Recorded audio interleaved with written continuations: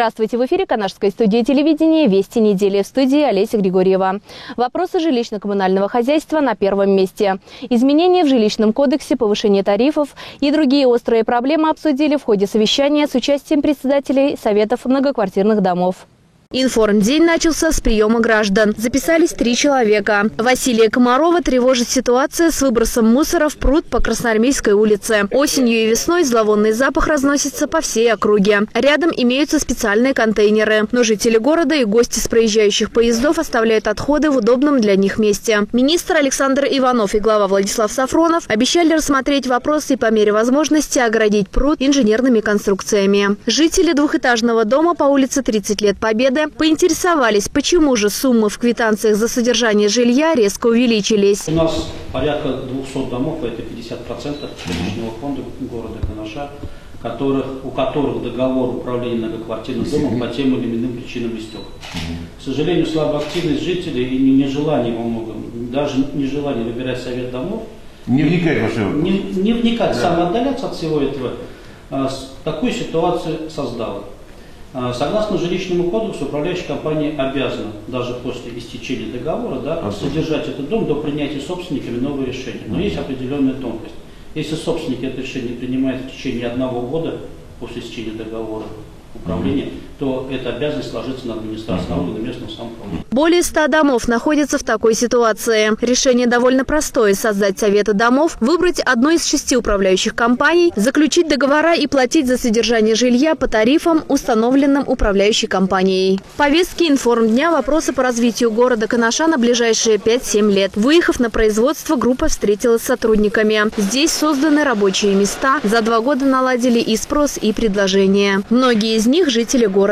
И вопросы детских площадок, дорог, мусора и ветхого жилья задавались один за другим. В Канаше работает программа «Моногород». Согласно этой программе, некоторые проблемы будут решены. Далее по воде. Более 80% сети водоснабжения изношены. Разом сменить коммуникации не получится. Работы ведутся планово. При аварийных ситуациях остановка водоснабжения неизбежна. Все эти проблемы решаются, имеются программы. Нужны годы для того, чтобы город поменял свой облик. Олеся Григорьева, Павел Шевченко. Вести недели.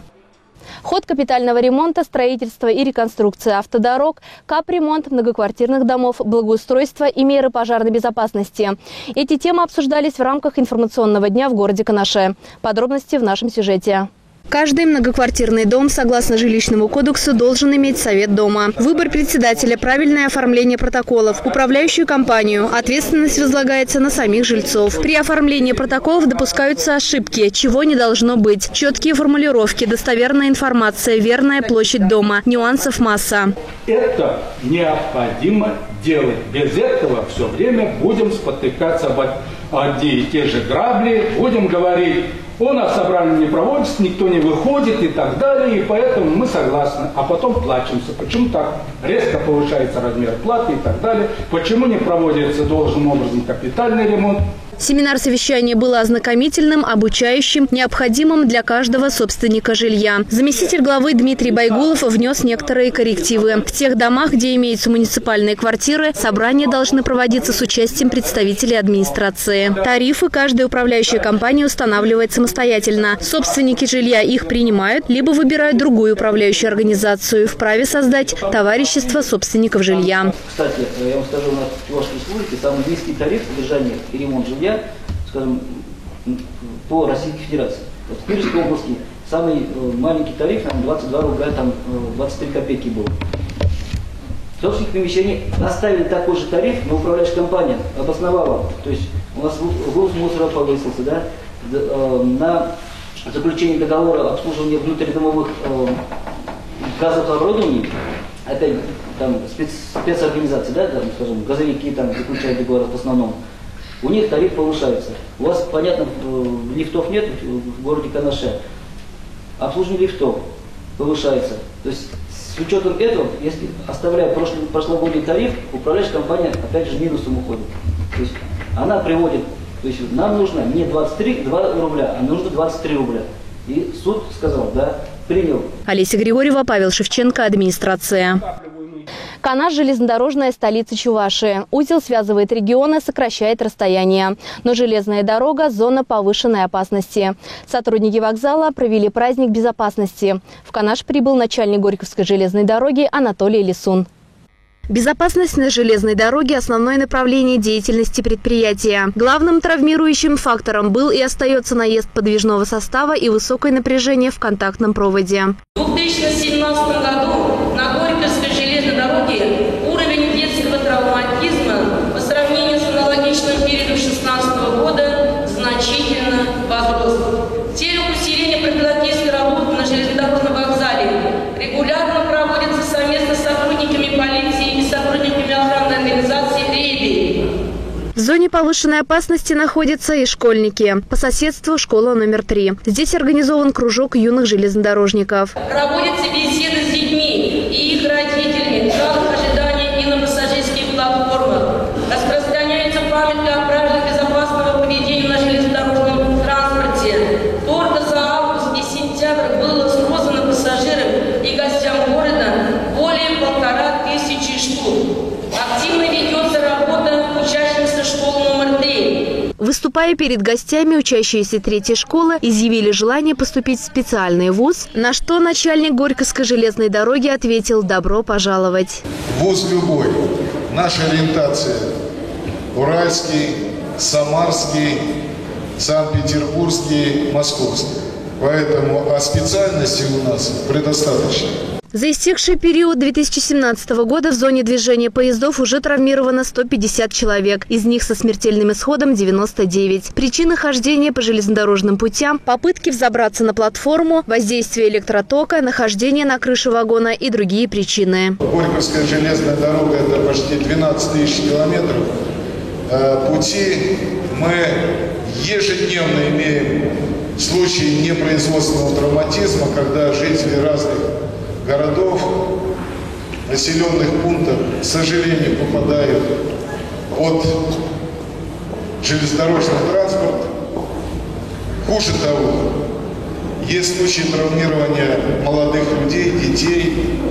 И совсем недавно, на прошлой неделе, допустим, по станции Юдина, когда молодая девушка 19 лет переходила железнодорожные пути через горку, где катятся неуправляемые вагоны, с наушниками в ушах, не наблюдала за движением вагонов и попала, к сожалению, под железнодорожный подвижной состав.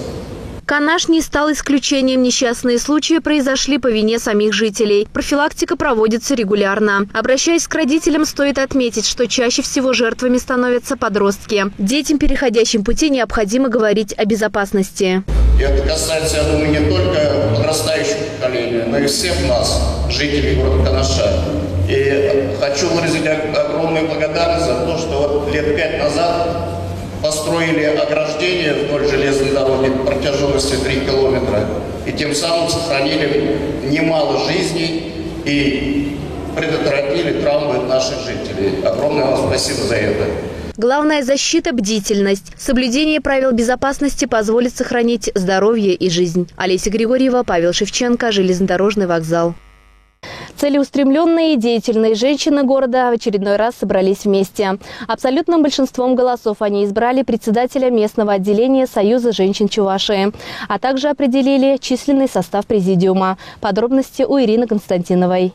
Вопрос о необходимости выбора нового председателя стал после того, как бывший руководитель Ольга Рябухина сложила обязанности в связи с новым назначением и переехала в другой город. По положению собрание ведет или председатель отделения, если его нет, значит по поручениям один из членов президиума. Вот я это поручение сегодня имею, поэтому, с вашего позволения, я сегодня буду вести это наше собрание. Сегодня в зале собрались активные и инициативные женщины Канаша. Они не остаются в стороне при решении или организации социально-культурных, общественных задач. Будучи занятыми на основных видах деятельности, они находят время для социально полезной деятельности. Подвели итоги деятельности за предыдущие годы. Теперь настало время для голосования. Единогласно женский актив города утвердил кандидатуру Ольги Михайловны Петровой, начальника пенсионного фонда. А заместителем председателя стала Людмила Геннадьевна Шурекова, главный редактор газеты университет и Канаш. С этого момента именно они на протяжении 5 лет будут заняты еще и на общественных должностях. Утвердили количественный состав президиума. Если в предыдущие годы их было 25 человек, то сейчас 17. Вместе обсудили новые планы и уже реализованные перспективы. Татьяна Любова рассказала о том, что на автоагрегатном заводе организован танцевальный кружок. Его с удовольствием посещают и женщины, и мужчины. При поддержке Любови Михуткиной организована акция «Пасхальный кулич», которая стала уже традиционной. А также активистами в городе организовано воскресное горячее питание для людей с различными жизненными сложностями. И таких инициатив, воплощенных в жизнь, у этих активистов немало. Ирина Константинова, Евгений Назаров. Вести недели.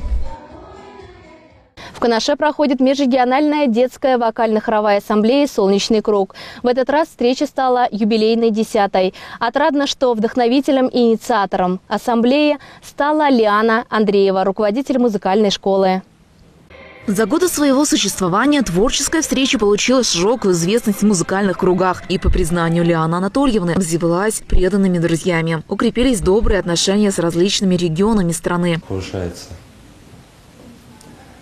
хоровой уровень не только Канаша, и по России у нас как бы сюда съезжаются не только и Москва, и Казань в этот раз, и Чебоксары. Здесь самое позитивное то, что Лиана Анатольевна, директор этой школы и инициатор, я так думаю, всего этого мероприятия, она сумела объединить творческие коллективы общеобразовательных школ, это очень важно, и музыкальные школы, сосредоточив вот это вот творческое направление именно на базе этой школы. И отсюда у них возник даже хор учителей музыки, который уже не один раз был победителем республиканского конкурса учительских хоров. Думаю, что это вот один из итогов. Творческий смотр на протяжении 2 дней становится крупным событием в жизни города, в котором гармонично существуют все области хорового пения. Чтобы поздравить участников фестиваля, на сцену поднялись именитые деятели искусства. Их тепло поприветствовал Владислав Сафронов. Лиана Анатольевна выразила надежду на дальнейшее процветание фестиваля. Хороший положительный резонанс разошелся во всей хоровой общественности нашей страны. Мы благодарим всех, кто принимает. Нам ценно участие каждого коллектива, каждого хора, каждого ансамбля, каждого солиста. И вот эта теплая атмосфера, она уже царит в зале. Атмосфера доброты, теплоты, радушия. Ведь это так сегодня необходимо каждому из нас. Сергей Морозов является автором многих детских песен. Не первый год приезжает в Канаш. Открывая встречу, была исполнена песня, подаренная канашцам Сергеем Николаевичем. Я здесь нашел очень много хороших и замечательных людей, профессионалов. И нашел, самое главное, пожалуй, это для автора, живой отклик на свое творчество, прекрасных исполнителей. И, безусловно, вот эти вот человеческие связи, профессиональные связи, они для меня, как автора, имеют огромное значение. Я с удовольствием слушаю свои песни. Хочу отметить, что здесь достаточно высокий уровень. Причем это не только хоровые песни, но и песни солистов. Я могу для себя даже в памяти держу, что было 1-2 номера исполнения моих песен как идеальных. Если это можно назвать таким образом. Ну и вот эти человеческие контакты между педагогами, разговоры с ребятами, просто беседы такие по душам, они позволяют как-то забрасывать с мостик в будущее, строить какие-то планы и развиваться дальше. Хоровая ассамблея становится связующим звеном между культурами соседских народов. Дети тепло приветствовали исполнителей на чувашском и татарском языках. «Солнечный круг» – признанный праздник музыки, мира и добра, отметили участники встречи. Ирина Константинова, Евгений Назаров. Вести недели. Далее небольшое объявление. Администрация города Канаша Чувашской Республики принимает заявки на участие в конкурсном отборе по предоставлению субсидий субъектам малого и среднего предпринимательства на возмещение части затрат, связанных с уплатой первого взноса аванса при заключении договоров лизинга оборудования. Имеющим договора лизинга приобретения оборудования предлагаем участвовать в конкурсном отборе. За более подробной информацией можно обращаться в отдел экономики администрации города, кабинеты 320 и 324 или по телефонам 22503 228 64. А на этом наш выпуск завершен. Удачной вам недели. До свидания.